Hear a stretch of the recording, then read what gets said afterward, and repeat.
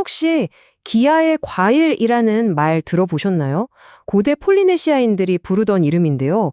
냄새는 정말 고약하고 맛은 써서 평소에는 아무도 거들떠보지 않다가 무려 200년 넘게 약으로만 써왔던 그런 열매가 있습니다. 그런데 오늘날 이 과일이 슈퍼푸드라는 이름으로 화려하게 부활했죠. 바로 누니입니다. 과연 이게 기적의 치료제일까요? 아니면 그냥 위험한 유행일까요? 오늘 한번 제대로 파헤쳐 보겠습니다. 자, 이 문제부터 한번 보시죠.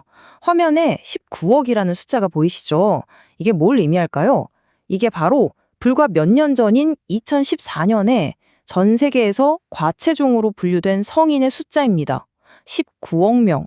정말 어마어마하죠. 현대 사회가 얼마나 심각한 건강 위기에 직면했는지 딱 보여주는 숫자입니다. 그렇다면 말이죠. 이 전 세계적인 문제의 해답이 혹시 아까 말씀드린 그 기아의 과일에 있을 수도 있을까요? 이 질문이 바로 오늘 우리가 탐구해 볼 핵심입니다. 좋습니다. 그럼 먼저 이 수수께끼 같은 과일, 노니의 정체부터 한번 알아보죠. 노니는 참 양면적인 아주 역설적인 특징을 가지고 있어요. 논의의 이런 이중성이 정말 흥미로운데요. 한쪽을 보면 200년 넘게 약으로 쓰여왔고 지금은 슈퍼푸드 보충제로 날개 돋친 듯 팔리고 있죠.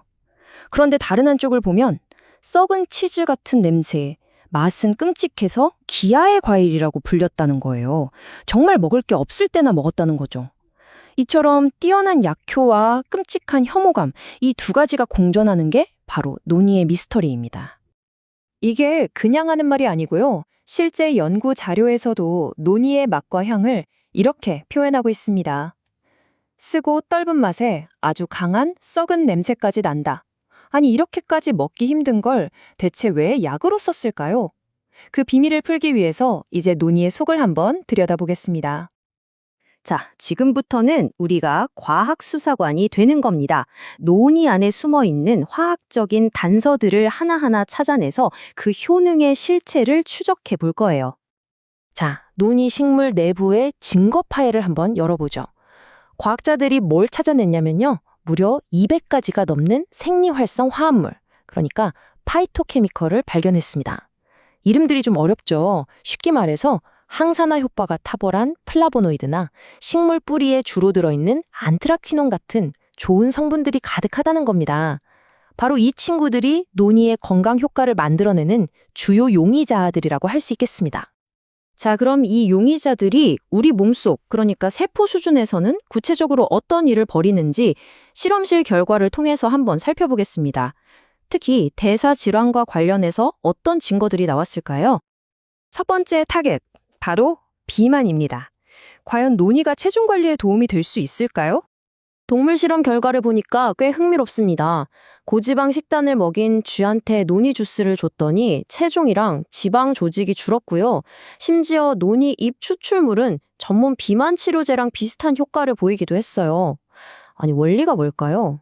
바로 우리 몸에 지방 저장 공장 스위치 역할을 하는 효소가 있거든요. 리포단백질 리파아이제, LPL이라고 하는데요. 노니가 바로 이 효소의 활동을 방해하는 겁니다. 그러니까 지방이 몸에 쌓이는 것 자체를 막아주는 역할을 하는 거죠. 자, 이번에는 타겟을 좀 바꿔볼게요. 바로 혈당입니다. 노니가 인슐린 저항성이나 제2형 당뇨병 같은 문제에도 과연 영향을 줄 수 있을까요? 이것도 실험실과 동물 모델 연구에서 꽤 긍정적인 결과들이 나왔어요. 노니 추출물이 지방세포가 포도당을 더 잘 흡수하도록 도와줬고요. 발효시킨 노니 주스는 당뇨병 주의 공복 혈당을 낮추고 인슐린 민감성을 개선시켰습니다. 특히 노니 뿌리에 들어있는 어떤 특정 안트라퀴논 성분은 혈당을 뚝 떨어뜨리는 효과까지 보였어요. 그러니까 과일, 뿌리, 식물의 부위마다 다른 성분들이 각자 역할을 하는 셈이죠. 그런데 말이죠. 이야기가 여기서부터 완전히 달라집니다. 지금까지 좋은 얘기만 들으셨다면 지금부터는 정말 정신 바짝 차리셔야 합니다. 노니 섭취와 관련된 아주 심각한 부작용, 위험 신호들을 반드시 짚고 넘어가야 하거든요. 핵심 단어는 바로 이겁니다. 간독성. 이름 그대로 어떤 화학 물질 때문에 우리 간이 손상되는 걸 의미하는데요. 이게 바로 논의의 안전성에 대한 가장 큰 물음표를 던지는 지점입니다. 이 논의의 독성 문제는요, 과학계에서도 의견이 아주 팽팽하게 맞서고 있어요. 한쪽에서는 논이 주스를 마시고 급성 간염에 걸렸다는 실제 사람 사례들이 보고되고 있고요. 쥐한테 고용량을 먹였더니 심각한 간 손상은 물론이고 무려 40%가 죽었다는 충격적인 연구 결과도 있습니다. 하지만 다른 한쪽에서는 시중에 파는 논이 주스를 검사해봤더니 유전 독성은 발견되지 않았다고 반박해요. 독성을 일으킬 수 있는 특정 성분들이 가공 과정에서 다 제거된다는 거죠. 자, 여기에서 아주 중요한 포인트가 나옵니다. 바로 가공 방식입니다.